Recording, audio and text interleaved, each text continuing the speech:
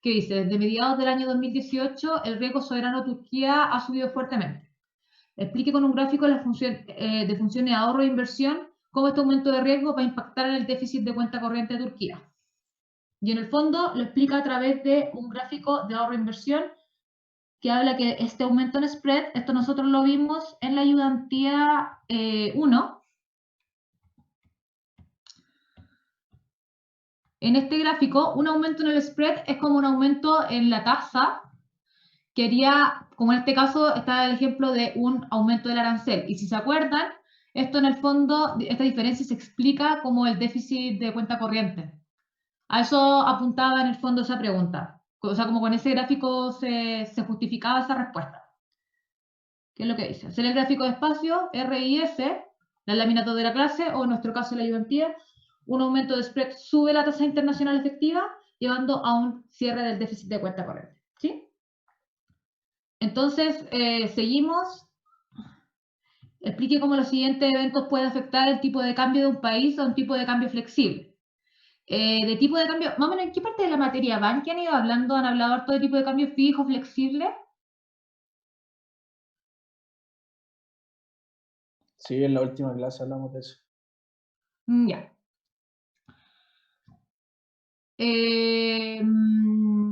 Bueno, para ir más o menos volviendo como con el tema de la materia en el fondo, ya debieron haber, no sé, debieron haber quizá conversado efectos como el efecto de Argentina, de haber tratado de sostener un tipo de cambio fijo, los pros, no sé qué tantos pros y contras que en el fondo tiene tener un tipo de cambio fijo versus un tipo de cambio flexible. Entonces, como siempre tratar de ir recordándose ese tipo de aspectos al momento de contestar las preguntas. Seguimos entonces, a fines de la década del año 2000, Brasil anunció el descubrimiento de importantes reservas de petróleo en sus costas. En el fondo nos están pidiendo graficar a través del modelo de tipo de cambio real, que eso fue lo que nosotros trabajamos en la ayudantía 1, ¿se acuerdan? La ayudantía la tengo acá. Los modelos de tipo de cambio real eran estos que nosotros veíamos así, ¿sí? Entonces, habíamos hablado, también creo que lo hablaron en la clase, qué pasaba en el caso de un aumento bueno, bien como los 4 casos que le habíamos conversado, y acá me están preguntando, Brasil descubrió petróleo. ¿Qué pasa entonces cuando Brasil descubrió petróleo? En el fondo, eso responde a un aumento de productividad porque contamos con recursos naturales. Entonces, ¿qué es lo que debiese pasar ahora en un tipo de cambio flexible? Debiese ocurrir lo que vemos acá. En el fondo, contamos con un aumento de los recursos naturales, aumenta nuestra exportación y aumenta nuestro ahorro, y esto va a hacer que encontremos un nuevo equilibrio de tipo de cambio real con un tipo de cambio real más apreciado. Esto quiere decir un número más bajo, ¿sí? La moneda de Brasil ahora va a valer más. Como les digo, puros ejemplos en el fondo conocidos van a encontrarse en estos exámenes. Tenemos además otro caso, tipo de cambio real más apreciado, el caso de Chile experimenta un fuerte terremoto en 2010 que lleva a un fuerte aumento del gasto público en actividades de reconstrucción. Entonces, ¿qué es lo que sucede en un tipo de cambio flexible? ¿Qué es lo que nos están preguntando? Bueno, entonces el caso, lo del terremoto habla en realidad un caso de que aumente el gasto fiscal, ¿cierto? Para poder volver a reconstruir. Nos vamos nuevamente al gráfico. Y el aumento del gasto fiscal, en el fondo se puede ver como el caso de aumento del déficit fiscal, porque un aumento del gasto fiscal se tiene que explicar con el fondo de dónde sale la plata. Y ahí puede verse como el caso de déficit fiscal. Dejando todo lo demás constante, hay una caída de la cuenta corriente por la que aumenta el ahorro externo y se aprecia el tipo de cambio. Ven como al final las cosas que nos preguntan, un poquito más maquilladas que otras en el fondo, pero son siempre lo mismo.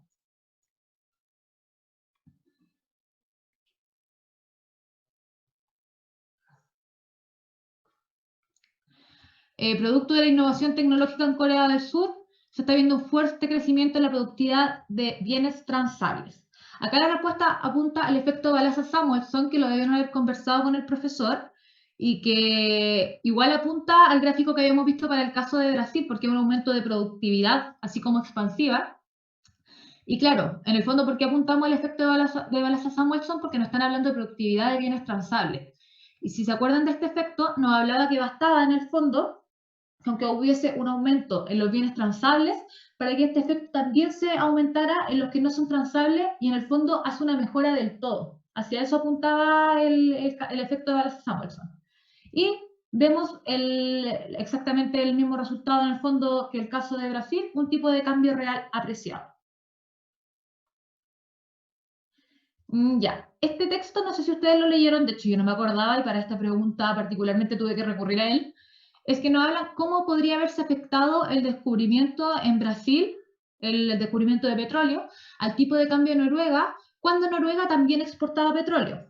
En el fondo este efecto estaba en uno de los papers, que es el paper de Céspedes, y aquí dicen cuál es, el Commodity Currency, que en el fondo es un paper que a grandes rasgos lo que dice es que empieza a analizar como países que tengan la misma exportación de un commodity y encuentra una correlación en el fondo en los efectos del tipo de cambio y en el efecto del precio. A grandes rasgos, ¿en qué onda el paper?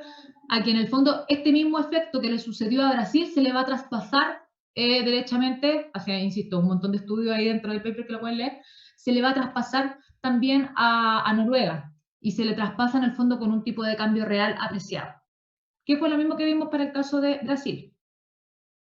Como les digo, en el fondo esa pregunta apuntaba más que a que conocimiento. Bueno, creo que el profesor igual les debe haber pasado los commodity currency como materia, pero igual apunta en el fondo a que hayan leído el texto. Perú enfrenta un contagio desde la crisis turca que se refleja en sus primas de CDS. Bueno, ¿se comporta Perú habitualmente como una economía de tipo de cambio flexible? Bueno, la diferencia de tipo de cambio flexible y tipo de cambio fijo ya la saben. En un tipo de cambio fijo, en el fondo, no es como fijo por arte de magia, requiere de un montón de intervenciones. Y acá habla que en el fondo el banco, o que al menos Perú, siempre ha ido interviniendo su moneda en Sudamérica. O sea, no respondería a un tipo de cambio flexible. Claramente para saber esto hay que estar informado. O sea, en esta prueba les debió haber dicho que averiguaran la situación de Perú. Acá, por ejemplo, hay un ejercicio más o menos matemático, más o menos digo porque no, es bastante sencillo, en que nos dicen que tenemos que suponer que estamos en la mesa de dinero del Banco Internacional y nuestro principal objetivo es maximizar el retorno esperado. Entonces tenemos estos siguientes datos, tenemos una tasa de interés en Brasil, la de Chile, tipo de cambio pesos dólares y tipo de cambio reais, que es como se dice reales en portugués. Versus dólar de 4.10. Entonces, ¿qué tipo de operación de carry trade convendría? Lógicamente, que es lo primero que a nosotros se nos viene a la mente, lógico que voy a tratar de endeudarme en aquella que es más conveniente, es decir, me endeudo en pesos porque tiene una tasa más baja y ahorro o hago un depósito en reales, que en el fondo es porque me genera una mayor tasa.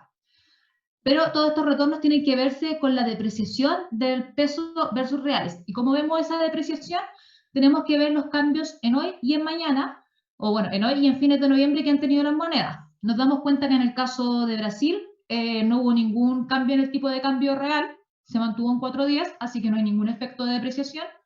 No así en el caso de los pesos, que vemos que hoy valen 650 y mañana valen 715. ¿Qué quiere decir esto? Entonces que se depreció la moneda. ¿Y en cuánto se depreció?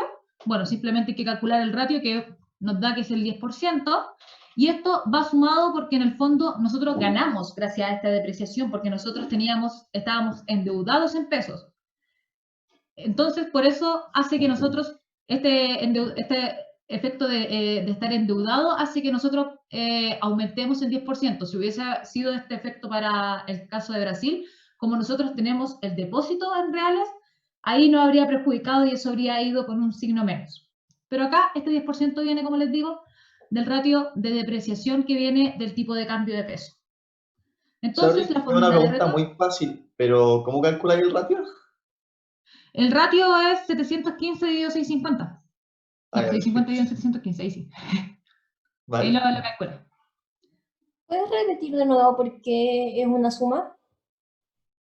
Porque en el fondo yo me estoy endeudando en pesos, ¿sí? Y el peso ahora vale menos. Piensa que si yo me endeudo en pesos y mañana el peso vale menos y yo sigo pagando en pesos, en el fondo estoy como pagando menos dinero. Ese porcentaje ganó en rentabilidad porque mi deuda se hizo menos chica. ¿Se entiende? Sí, gracias. De nada. ¿Alguna otra duda con esto? Chicos, ¿con esta operación, esta resta? Oye, entonces si se hubiera apreciado el peso, hubiera preferido endeudarme en reales, ¿no?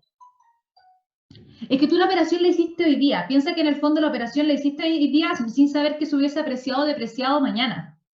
¿Cachai? Entonces tu operación ya hubiese estado hecha. Si hubiese pasado al revés como tú dices y se hubiese apreciado el peso, eso hubiese sido negativo para mí, porque significaba que mi deuda se agrandó, porque yo me endeudé en peso. Ah, sí, pues sí. Entonces esta cuestión hubiese sido negativa, ¿cachai? Ya, ya. Eso habría pasado. Bueno, gracias. Entonces, ahora nos dicen, suponga que ahora se cumple la paridad cubierta de tasas, ¿cómo podría ser esta misma operación sin tomar deuda usando forwards de peso reais a 90 días? Entonces, ¿qué me está diciendo? Bueno, se cumple la paridad y sin tomar deuda. Entonces, me olvido del caso de acá que yo tenía deuda en pesos. Entonces, en el fondo, bueno, si se cumple la paridad cubierta de tasa, y ese es el forward de pesos por reais, y ese es el spot, tenemos esta fórmula para poder comprender cómo funcionan los forwards, donde vamos a poner 1 más la tasa de interés local. La tasa de interés local es la tasa de interés de Chile, que es el 5%, y la tasa de interés externa, que es el 15%, ¿sí? Espera un poquito, lo siento, que hay un poquito de ruido en la casa. Entonces, dijimos tasa de interés local 5%, tasa de interés extranjera 15%, y este spot, en el fondo, lo vamos a sacar viendo el tipo de cambio, como ahora no vemos el tipo de cambio de peso, vemos estos 4.10 en pesos chilenos, porque en el fondo todo lo trato de transformar a mi moneda. Entonces, esta parte de los reales, convertida en pesos chilenos, me va a dar estos 159. ¿Sí? ¿Se me perdieron? ¿Tengo el color ahí?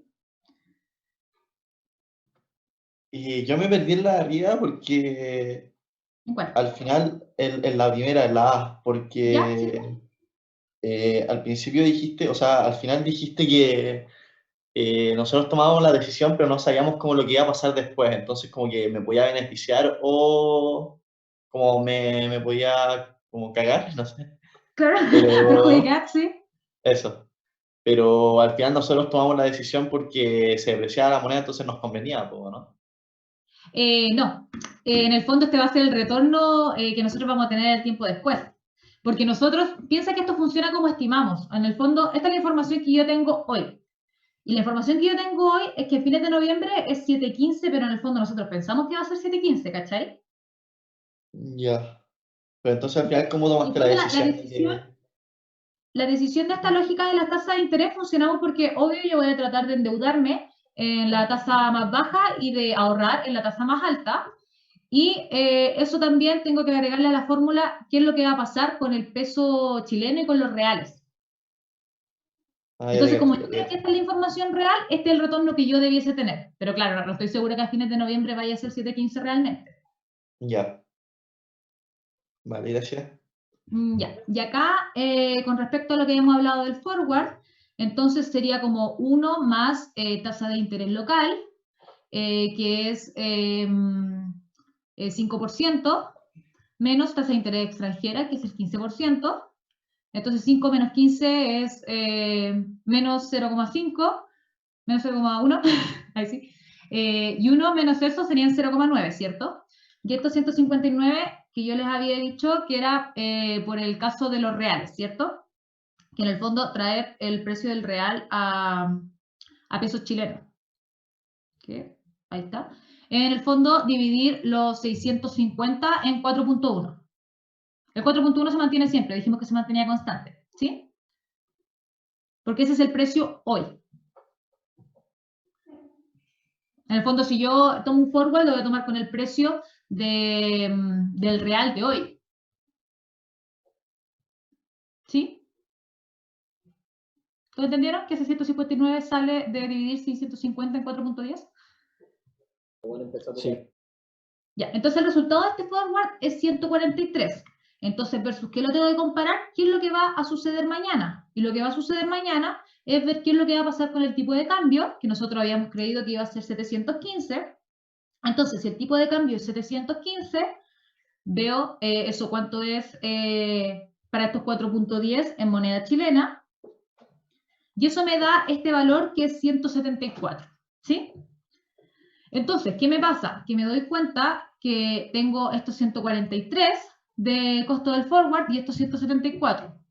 Dado que yo espero que el tipo de cambio de peso real sea 174 y el forward está a 143, me conviene tomar un forward de compra en rates a 90 días, ejecuto el forward a 143 y vendo los reales a 174. Ahí está ese negocio, que es una alternativa para no haber hecho esto, para no tener que necesariamente haberme endeudado una moneda y haber ahorrado en otra. ¿Sí?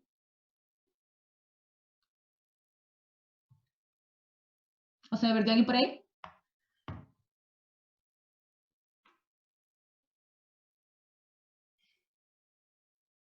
¿Alguien diga algo? Se entiende. ¿Se entiende? ¿Sí? Ya. Si la mayoría de sus colegas en los bancos de inversión en Chile y Brasil hacen esta operación de carry trade, ¿qué va a pasar? Bueno, cualquier oportunidad en el fondo de arbitraje ya debieron haber aprendido que se termina sopesando y los mercados terminan en un equilibrio y no habría oportunidad de arbitrar. Entonces, en el fondo, eso llevaría a una depreciación del peso de hoy hasta que deje de ser atractivo el carry trade. En el fondo, llevaría a que toda la gente se iría por los reales y en el fondo ya los pesos ya dejarían de ser atractivos. Si a la hora de almuerzo el economista jefe le manda un correo que dice que por preocupaciones del contagio de Argentina y Turquía, la deuda pública de 5 años de Brasil han subido desde 200 a 300. ¿Cómo incorporamos esta información al análisis? En el fondo, esto no pasa a ser ajeno porque el puro hecho de saber que Brasil pasa a tener mayor deuda es en el fondo cargar la información de que perdió su capacidad de solvencia o al menos un porcentaje de ella, porque en el fondo cada vez que un país aumenta en deuda también está aumentando en riesgo. Entonces esa información debiésemos agregarla. En esta parte, la operación del depósito en Brasil paga 15%, 1 menos D, donde D es la probabilidad de default. Aumentó esta probabilidad de default. Al subir el CDS, D aumenta, haciendo menos atractivo el carry trade. Entonces ya esta ganancia que la veíamos como tan fácil empieza a hacerse menos atractiva porque en esa tasa de interés debe estar reflejado el aspecto de que aumentó su deuda. Como no sabemos en el fondo cuánto se traduce esto en porcentaje, no sabemos cuánto debiésemos exigir con respecto a tasa de interés para eso. Indique si las siguientes afirmaciones son verdaderas o falsas y explicación Oye, después. Fer, Dime. que yo no entendí. Mira, ¿puedes subir un poquito? Sí, obvio. En la parte final donde dice como recuerden que CDS a 5 años y está una operación a 90 días, ¿qué significa? Porque, o sea, si es a 5 años que cambia esto de los puntos bases, ¿por qué me importaría ahora si es a 90 días los que yo estoy haciendo? Claro, en el fondo, por eso está como aplicado que en el fondo por 5 años se va a cargar esta información. Es como que asumir que si salió esa información hoy día y está en el CDS hoy día, al menos los próximos 5 años yo voy a asumir ese mismo nivel de riesgo para Brasil. ¿A eso se refiere? Ah, ya, gracias. Sí.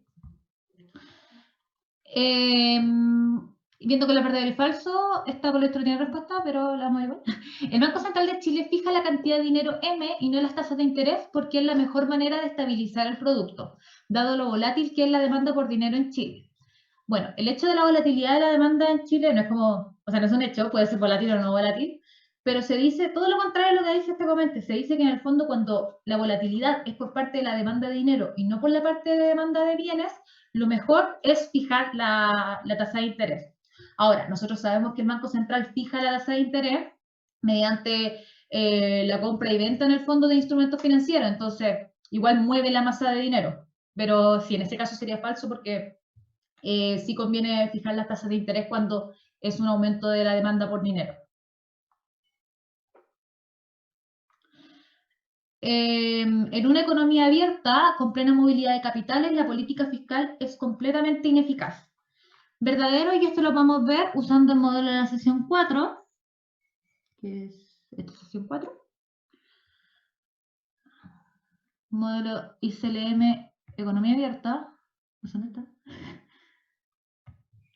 Ah, aquí está. Un gráfico más o menos así deben haber discutido cuando vieron economías abiertas, donde nosotros estudiamos más economías cerradas, donde en el fondo al que le agregamos este efecto, los efectos de cuenta corriente y de tipo de cambio real, que no lo teníamos cuando veíamos economía cerrada, y vemos que los gráficos de economía abierta se ven más o menos así.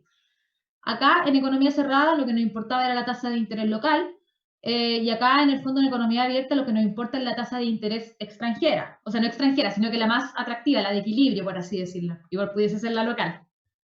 Entonces también acá se nos incluye este nuevo gráfico, que como les había dicho ahora es un tema en cuestión, el tipo de cambio nominal en este caso, eso representa la E, y se ve más o menos así. La IS tiene una pendiente positiva, bueno, sabemos que la parte del tipo de cambio está incluida tanto en las exportaciones como en las importaciones, pero en el fondo con pendiente positiva estamos diciendo que el efecto más importante se lo llevan las exportaciones, por eso es pendiente positiva. En la medida que aumenta este tipo de cambio, aumenta también el producto, ¿sí? Y por otro lado, la LM nos damos cuenta que tiene una pendiente infinita, que quiere decir que es indiferente al tipo de cambio. Y es que si se acuerdan, al menos en el mercado monetario, en ninguna parte de la ecuación teníamos el tipo de cambio. Por eso en el fondo tenemos esta pendiente infinita que es indiferente al tipo de cambio. Y efectivamente, como nos preguntaban en el comentario, por mucho que acá movamos la IS como una expansión, nos vamos a dar cuenta que no pasa nada con el producto final. Porque en el fondo cada vez que nosotros movemos la IS también vamos a mover el equilibrio del tipo de cambio. Entonces eso en el fondo, ese efecto de aumentar el gasto público nos va a generar una apreciación del tipo de cambio y eso en el fondo se va a sopesar, que es lo que deben haber conversado, que en el fondo es muy efectivo, creo que está aquí en este power, muy eficaz para influenciar el producto, la LM, cualquier expansión de la LM me aumenta el nivel de Y final. No así el caso de la IS, que es una política ineficaz para este modelo, porque en el fondo la precisión compensa el efecto expansivo. Como les digo, está tal cual en el gráfico y fue tal cual como lo preguntaron, así que es parte de lo que pasa en ISLM de economía abierta. Ante un aumento inesperado de la cantidad de dinero, el tipo de cambio inicialmente no se mueve, luego muy gradualmente converge a un nuevo nivel más apreciado. Esto es el modelo de Dornbusch, lo vimos en ayudantía y también lo vieron ustedes en clase. Si no me equivoco, lo vi aquí mismo, no en la sesión 5. Sí, bueno, aquí está el modelo de Dornbusch. Bueno, habla del tipo de cambio que se ajusta instantáneamente. En el fondo, como habíamos hablado también de las tasas de interés, por eso está como el efecto de que ambos se ajustan instantáneamente, porque el tipo de cambio en el fondo está relacionado con los movimientos de la tasa de interés. Y había un gráfico por aquí que explicaba exactamente. ¿Qué es este? Que en el fondo, como decía el ejercicio, aumento inesperado de la cantidad de dinero, eso en el fondo es un aumento, una expansión de la LM. ¿Qué va a pasar con el tipo de cambio? Me equivoco, aquí. Expansión de la LM, lo vemos acá, LM2, y si nos vamos al efecto de tipo de cambio, bueno, como va subiendo ahí, va cayendo el tipo de cambio, y acá vemos los efectos. En el fondo, en el periodo T0, estábamos acá, recibimos un shock muy fuerte de depreciación del tipo de cambio, ¿sí? Y luego vemos que se va ajustando a un nivel que está por sobre el nivel inicial, ¿sí? Pero al menos logra una convergencia, no es el primer impacto el más fuerte que se lo lleva. Que a lo que apuntaba en el fondo ese comentario. A ver, te habla de que se deprecia, ¿no? Sí, el tipo de cambio se deprecia fuertemente, ahora converge a un nivel más depreciado que el original, claro. Ah, pero igual era con depreciación, sí. Tipo de cambio depreciado. ¿Sí? ¿Alguna duda con eso?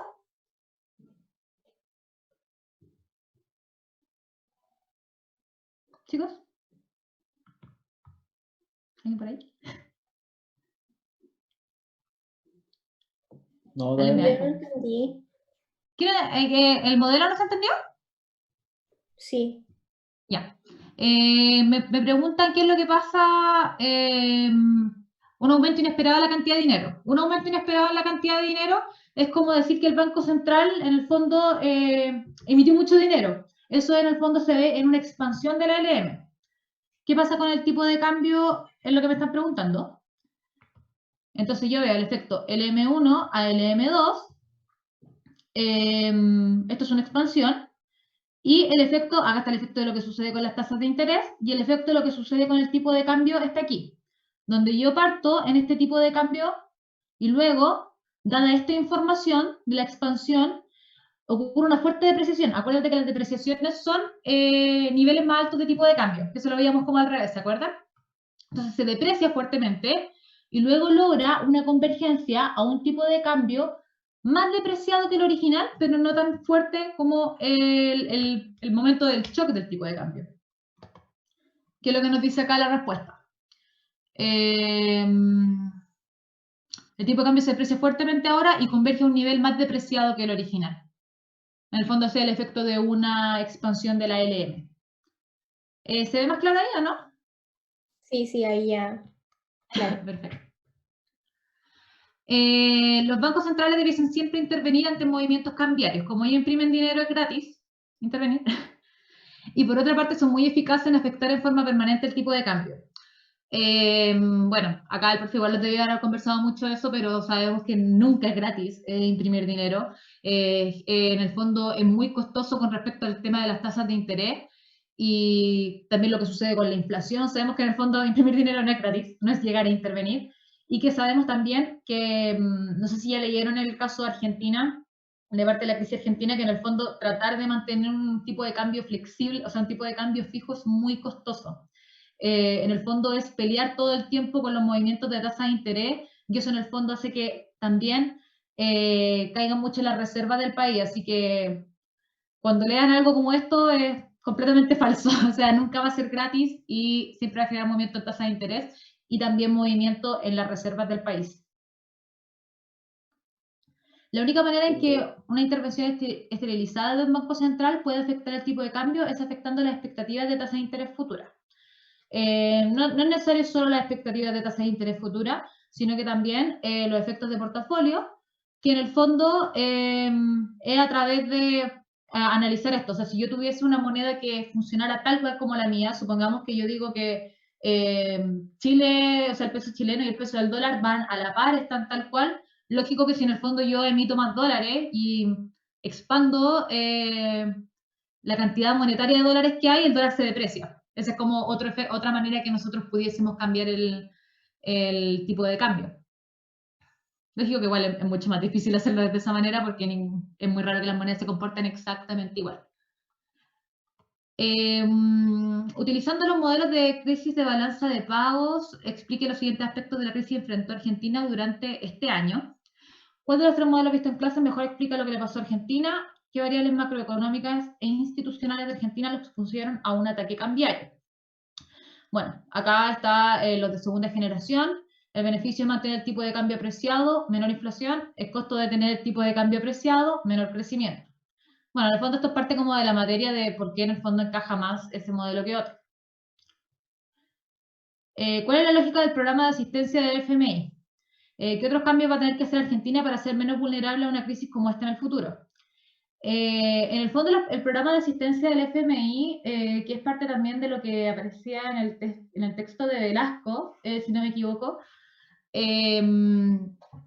habla de que, bueno, Argentina recurre y se endeuda con el Fondo Monetario Internacional, pero siempre es como esperando que Argentina igual se reponga. Entonces, ¿qué es lo que en el fondo quiere o necesita el Fondo Monetario? Es que Argentina gane credibilidad. Entonces, claro, credibilidad con respecto a los tipos de cambio. Mantener un tipo de cambio fijo durante mucho tiempo, sobre todo un país que no es capaz de solventarse solo, no tiene mucho sentido. O sea, hay que aceptar que nuestra moneda está depreciada, por así decirlo. Y que en el fondo no corren contra, bueno, no corren contra el peso, no hay que subir las tasas. En el fondo esto igual apuntaba a que nadie creía en el tipo de cambio. Cuando la gente o los inversionistas de un país no creen en tu tipo de cambio fijo, hacen de todo para romperlo porque saben que en algún momento va a ser flexible y tratan de aprovecharse de eso, tratan de ganar dinero a través de eso. Entonces empiezan a generar presión con respecto a las tasas de interés. Entonces, en el fondo, ¿qué es lo que el Fondo Monetario Internacional le aplicó? Un ajuste fiscal para Argentina, que es como ordénense en el fondo, en palabras simples, y facilitar las exportaciones para crecer, otra de las alternativas para que en el fondo logren aumentar su producto de una manera real. Por lo visto en clase, ¿cuáles son los canales financieros mediante los cuales una crisis argentina pudiese afectar el tipo de cambio en Chile? Piensa en percepciones de riesgo y el comportamiento de inversionistas institucionales. Bueno, los vínculos comerciales dicen que son débiles, el principal canal es financiero. Bueno, un canal que vieron en clase en el fondo es por portafolio de los inversionistas institucionales. Si el Banco Central de Chile estimase que, al igual que el 2001, el contagio de Chile es injustificado, ¿qué pudiese hacer? Al igual que el 2001, podría intervenir en el mercado cambiario para evitar una depreciación excesiva del peso, pero para ello saldría a vender dólares que tienen sus reservas. Nuevamente, recuerden mucho que todas estas preguntas que van en el fondo enfocadas a tipo de cambio fijo están relacionadas con la pérdida de reservas. En el fondo, cualquier intervención, piensen que para poder intervenir una moneda, el precio de una moneda, necesariamente necesitas gastar lo que tú tienes para poder depreciar la otra. Eso es como la lógica detrás de la apreciación y depreciación.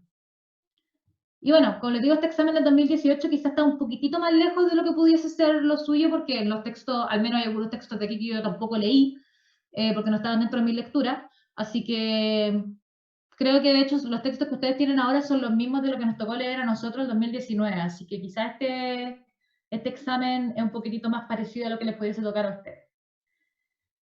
Nos vamos entonces con el examen del 2019, ¿alguna inquietud, alguna duda? ¿Qué les parece más o menos cómo es la estructura del examen? Lo que yo no estoy cachando es que los textos que se supone que entran para la prueba son los mismos que entraron para las tareas o son otros. No necesariamente. Lo que pasa es que, claro, a nosotros como nos dijeron, léanse estos textos para las tareas o para los controles en nuestro caso, y al final nos hicieron leer otros textos adicionales. Entonces, en el fondo es como, puede que les entre un poco, pero probablemente les van a dar otras lecturas particularmente para el examen. Ah, ya, pero el profe las va a decir. Sí, No sí, es las dice, que, o sea, ya. No es que yo tenga que ir al sílabus y porque salga lectura y tengo que leérmelo. no, de hecho hay textos que nosotros no los leímos y estaban, no... O sea, a ver, ojo, si están en el syllabus y en las lecturas como de la materia, por ejemplo, como el PowerPoint que habla de los currency de Céspedes, claro, ahí se asume que igual lo deberían haber leído, pero también lo vieron en clase. En el fondo, igual, de alguna u otra manera, siempre se habla del texto. No es como que un texto al azar que haya estado dentro de la lectura se los vayan a preguntar. Tampoco nunca es así. Ya, perfecto. Ya, entonces, en la crisis de la eurozona, este ya es el examen que me tocó a mí. De acuerdo al texto, ¿cuál fue el motivo de los grandes flujos de capitales recibidos por los países previo a la crisis financiera del euro? Bueno, esto es netamente materia, o sea, netamente leer y darse cuenta que los países, en el fondo, empezaron a prestarle plata o a invertir en estos otros países más chicos. Pero, como les digo, eso tienen que leer el texto, no hay nada del otro mundo. Así que, por favor, léanse los textos al menos para el examen. La segunda pregunta, en base al texto lo discutido en clase, ¿por qué los déficits de cuenta corriente asociados a flujos se ven como un problema y no un aspecto positivo? Esto es el mismo argumento que vimos para la prueba pasada. Como les digo, las preguntas igual se van repitiendo, así que más o menos entendiendo el análisis, ya están más o menos encaminados a una buena nota. ¿Qué herramientas macro tenían a su disposición durante los años previos a la crisis las autoridades de los países? Nuevamente, podríamos saltar un poco esta parte porque es del texto, o sea, en el texto dice estas cosas, así que no es necesario recalcarla. Voy a ver Oye, aquí. Esther, Dime. ¿con cuánto tiempo de anticipación dice el profe más o menos qué texto entran para el examen? Si quiere yo le pregunto. Ya. Y se los puedo como hacer saber porque, como les digo, en nuestro caso igual fue con harto tiempo. Según yo sí. Había harto Ya, tiempo como para creo leerse que los quedan textos. como 2 semanas para el examen. Sí, ¿y el informe para cuándo lo tiene? ¿El siguiente control El de lectura? 18. El No, tiene un 18. informe, tengo entendido. El No lo ha informe es dicho 18. todavía. Ah, No, no, lo la he dicho. del ensayo. Pero es como un ensayo, ¿no? Sí, es un ensayo. No, Pero ese no es se lo subió todavía, ¿no? ¿No No, no será está que dicho. esto es el examen, el ensayo? No, el profe dijo que es distinto. O sea, no del Em, control de Dijo que, lectura. dijo que le iba a decir este martes lo del ensayo, pero que no era examen lo mismo que el ensayo. Ya, perfecto. Bueno, yo le voy a preguntar al profesor más o menos qué es lo que va a pasar con las lecturas, porque en caso que él diga que entren todas, ahí van a tener que ver el syllabus y cuáles aparecen, porque tampoco son todas las de la carpeta, ¿ya? Así que tranquilos con ese asunto. Pueden ver, hay como 1 o 2 lecturas sugeridas por clase, así que tampoco son tantas sesiones las que ustedes tienen. Igual son 6 clases, son como 12 textos. Ya, pero chicos, en el fondo, lectura rápida, no les van a preguntar por la matemática del modelo ni la econometría, o sea, sepan también discriminar qué es lo que es preguntar y lo que no. Se dan cuenta que las preguntas son súper teóricas. Pero como les digo, yo le voy a preguntar al profesor cuál va a ser la modalidad del examen, de si van a tener un tiempo restringido, si van a tener harto tiempo, porque al menos si tienen harto tiempo no tienen ninguna excusa para no poder realizar un buen examen. Seguimos entonces, quiero Leyéndole ver puro algo que abstract nomás. ¿Ah? Leyendo los puros abstract nomás. Parecido.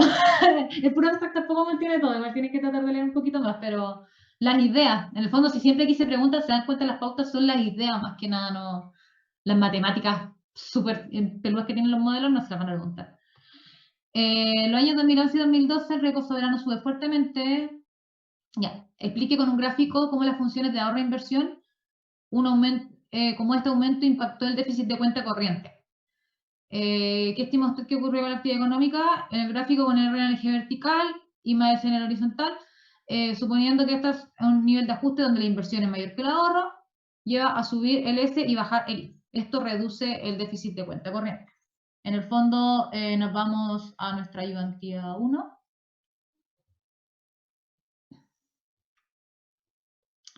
Y en el fondo, esto que es como se puede ver como un nivel de contracción de la curva que genera que esta diferencia se haga más chiquitita, ¿sí?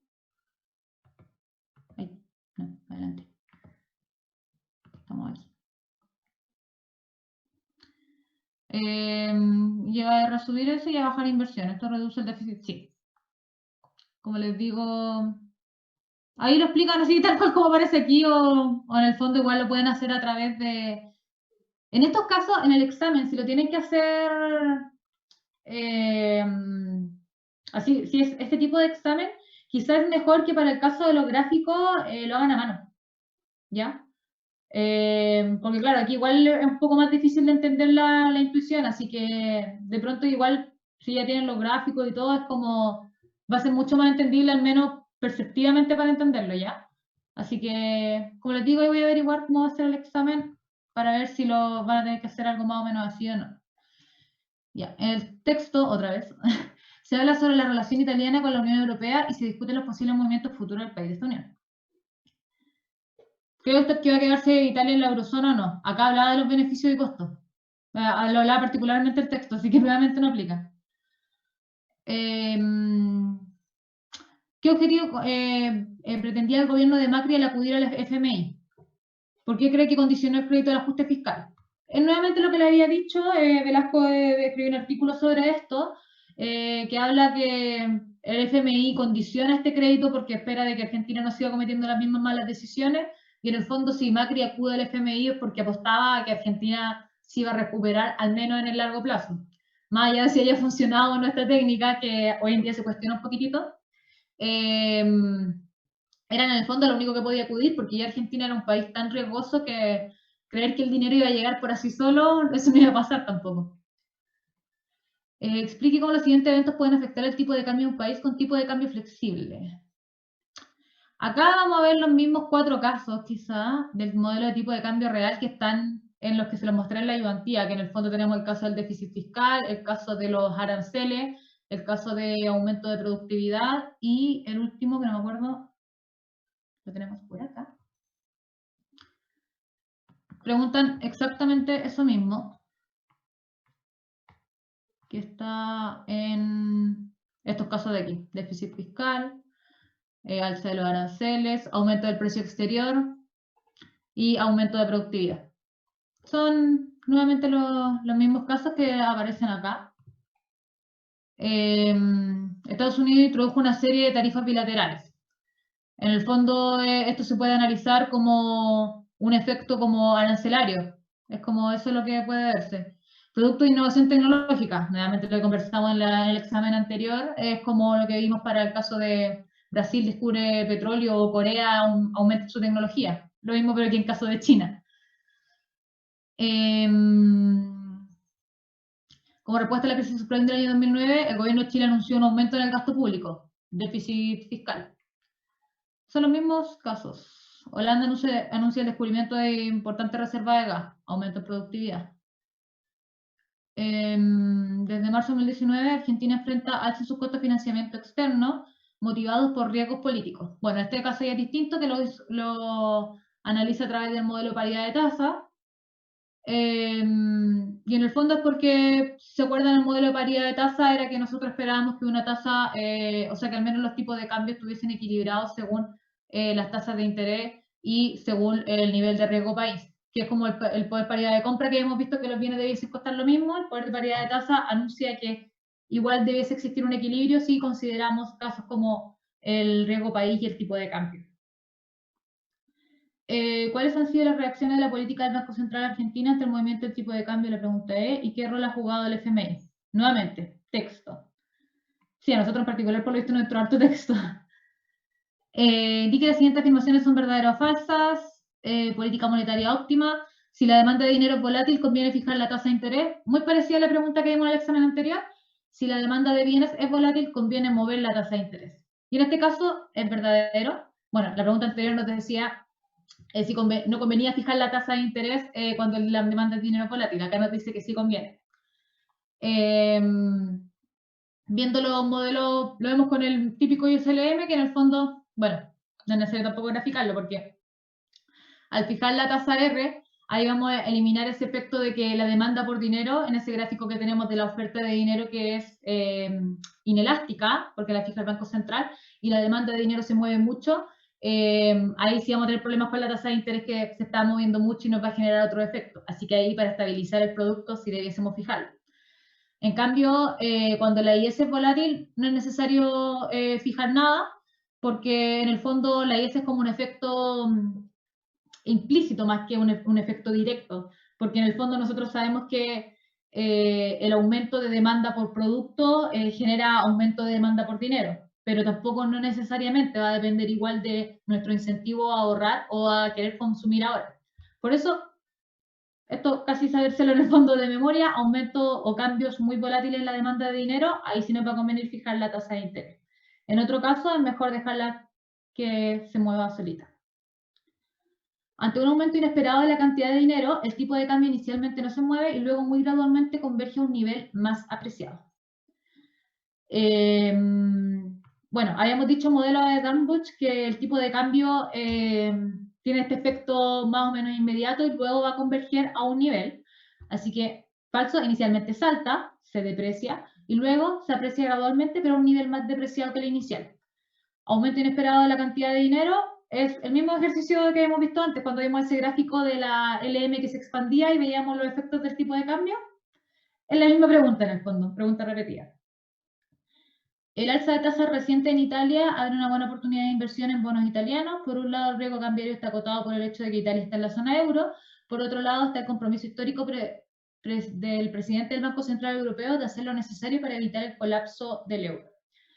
Bueno, un alza de tasas, en el fondo que apunta esta pregunta, no ser lo suficientemente ingenuo de que si me ofrecen tasas demasiado atractivas voy a volverme loco en ir a invertir allá, porque sabemos que un aumento de tasas significa un aumento de riesgo también, por algo aumentaron las tasas, porque deben ofrecerme algo más para poder invertir ahí, así que no es llegar e instalar, sino que hay que poner un poquitito de preocupación por el riesgo de no pago. Si usted es una empresa chilena invirtiendo en Perú, hace poco sentido tomar cobertura cambiaria desde soles a pesos. Ello porque nuestros principales productos de exportación son similares. Bueno, esto es falso porque en el fondo, como habíamos dicho anteriormente, eso no lo tienen por qué saber, pero el tipo de cambio peruano fluctúa muy poco porque hay mucha intervención por tratar de fijarlo o al menos tenerlo en una brecha muy corta. Entonces, sí hay que tomar una cobertura, porque el hecho de que exportemos lo mismo no significa que nuestros tipos de cambio funcionen igual, porque si el caso de ellos están interviniendo por su moneda y nosotros no, nuestros tipos de cambio no van a ser iguales. Todas las crisis de balanza de pago requieren dos ingredientes, déficit fiscal y tipo de cambio fijo. Bueno, falso, como vieron en las clases, los desbalances macro y las terceras generaciones que tienen que ver con deuda en dólares no requieren ninguna de estas combinaciones, o sea, podemos encontrarnos con crisis de balanza de pago sin tener esos casos. En el último informe de estabilidad financiera, el Banco Central menciona los riesgos para el sistema financiero chileno, una salida brusca del alivio cuantitativo. Al Banco Central de Chile le preocupa la salida del alivio cuantitativo sea muy brusca, con alzas más fuertes en las tasas largas de Estados Unidos que las que desea la Fed. ¿Se justifica la preocupación del Banco Central de Chile? ¿Esto de los alivios cuantitativos lo vieron?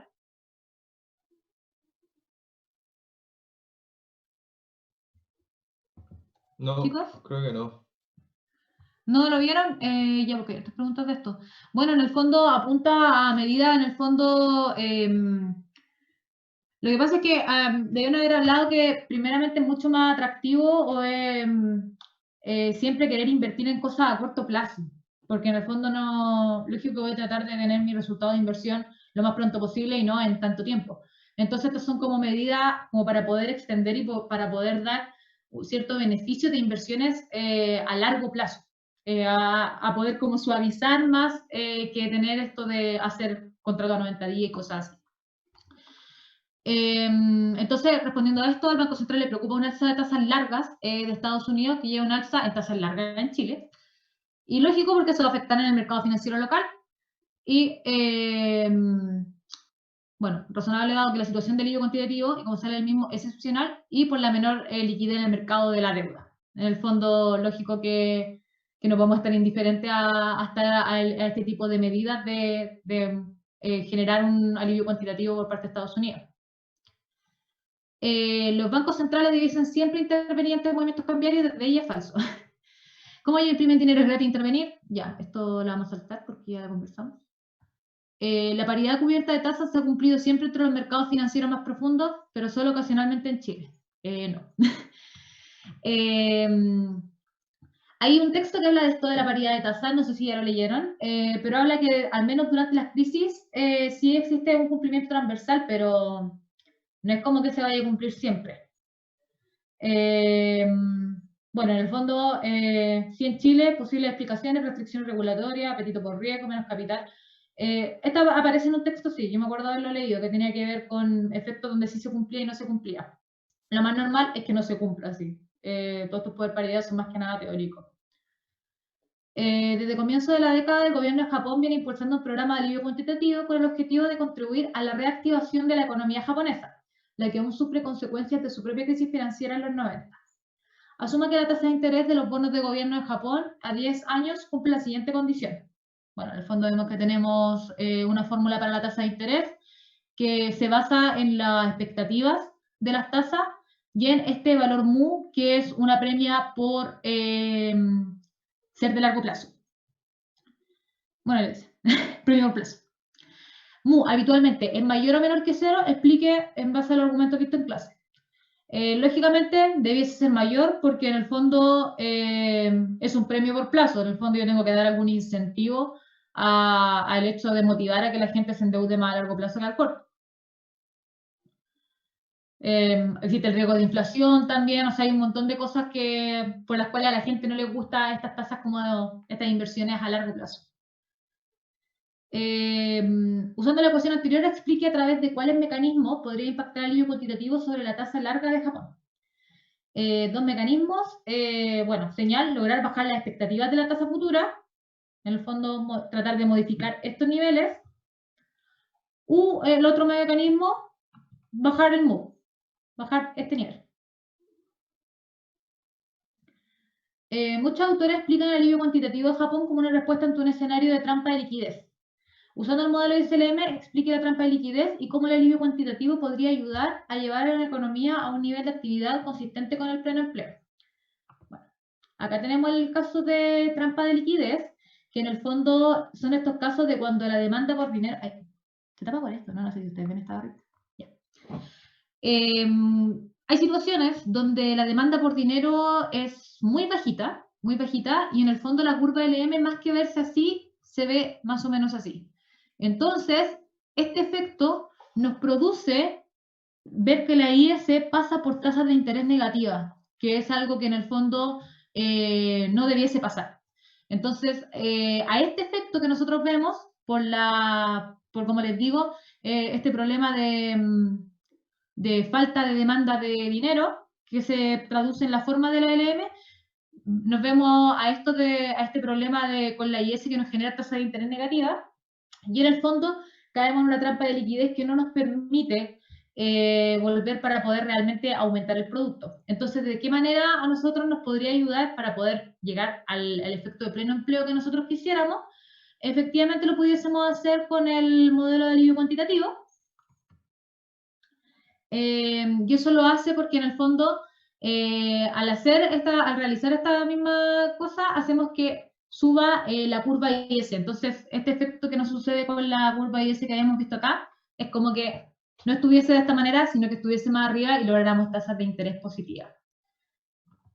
Como les digo, si no han visto el modelo, puede que esté hablando por esta y no lo vean, así que tranquilos con eso, pero todo esto es muy teórico. La desaceleración económica en Japón comienza a comienzos de los 90, con una severa crisis financiera. Esta crisis sigue un largo periodo de crecimiento económico en Japón. La crisis se gestó por una combinación de dos factores. Por un lado, el Banco Central japonés bajó mucho la tasa de interés de política para contrarrestar el efecto Plaza Accord, que es este efecto en el fondo de tratar de depreciar el dólar, que lo hicieron en un conjunto de países. Ahí lo hice. Y frenar Alemania, Japón y Estados Unidos. Por otro, la banca japonesa estaba débilmente regulada, prestando con bajos estándares crediticios. Muchos de estos créditos fueron a financiar inversiones inmobiliarias y en acciones, los que amplificaron un ciclo de alzas de precios en terrenos y acciones que se había iniciado en bajas tasas. Contrasta la crisis de Japón con lo aprendido sobre la crisis subprime.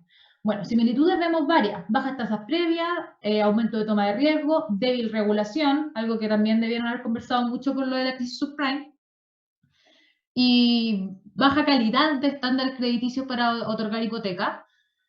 El sector inmobiliario en ambos casos está involucrado, y mayor crédito amplía ciclo hipotecario. O sea, en el fondo, si se acuerdan mucho esto de la crisis subprime, que esta cosa finalmente explota porque se empezaron a vender muchos instrumentos de baja calidad, como maquillados, de que eran de muy bajito riesgo cuando no lo eran.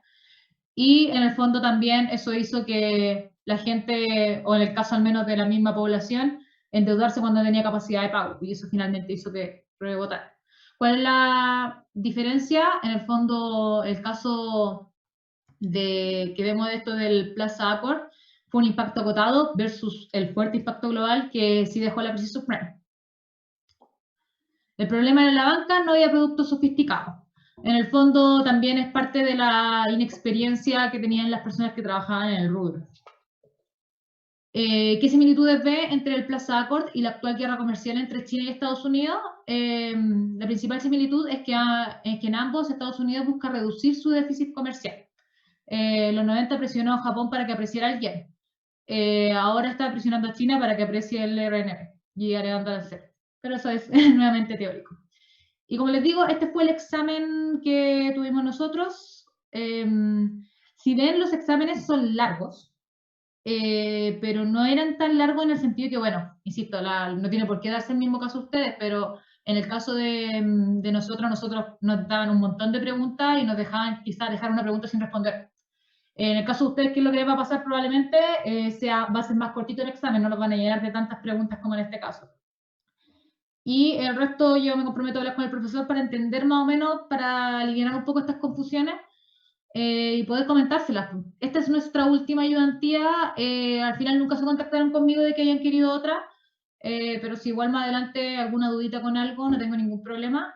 Y ahora me gustaría ver si hay alguien que quiera alguna recorrección del control 1. Yo igual tengo una duda. ¿Sí? Cuando baja el interés, la tasa de interés, se deprecia el tipo de cambio, ¿cierto?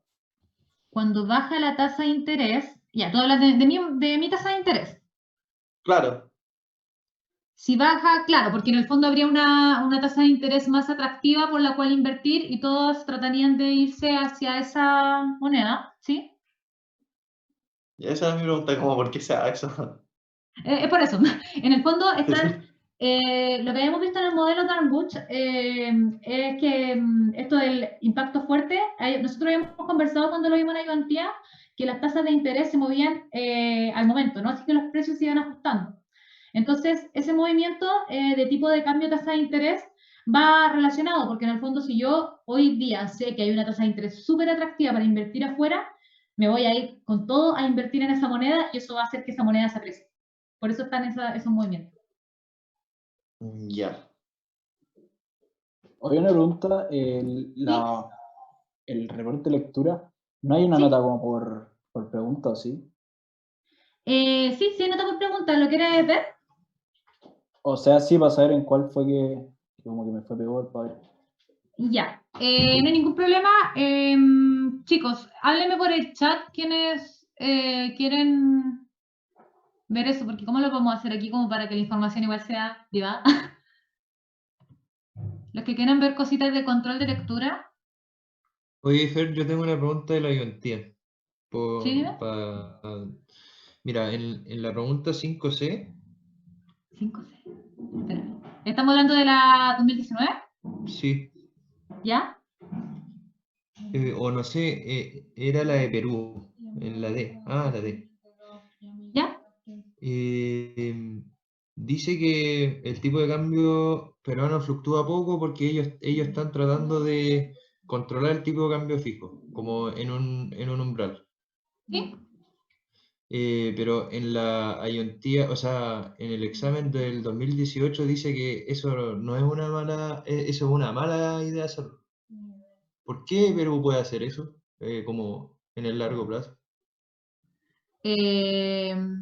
Por el mismo motivo que muchos países hacen cosas no muy lógicas. Lo que pasa es que, a ver, es lo mismo que Argentina, o sea, claro, para nosotros quizá puede sonar un poquitito irracional el por qué los países hacen eso, pero en el fondo está netamente relacionado a medidas con, por ejemplo, a ver, si yo tengo mi moneda muy depreciada, eso significa que para mí importar cosas va a ser muy caro, ¿sí? Entonces ¿Ya? los países cuando tratan de optar a cosas como tipo de cambio fijo, que es como lo que hace Perú, que nosotros criticamos, nosotros en el fondo igual en esta clase criticamos muchos tipos de cambio fijo, es porque sabemos que eso puede no ser sostenible en el tiempo, porque sabemos que el fondo quita reserva, pero ahí está el argumento porque estos países lo hacen, o sea, quizá, no, como le digo, sin conocer el caso de Perú, por lo general el argumento es porque su moneda, si no tuviese un tipo de cambio fijo, estaría muy depreciada y esto les sería muy caro para importar. Y probablemente, como la mayoría de los bienes ellos no importan, esto les encarece mucho el costo de vida. Ah, ya. Ok. Ese es como uno de los argumentos que ellos tienen el tipo de cambio fijo. Gracias. ¿Más dudas con respecto a la ayudantía? Por otro lado. Solo Daniel me ha pedido ver un poquitito más a fondo. Si el resto no tiene dudas, ¿se pueden ir? Por favor, que lo quede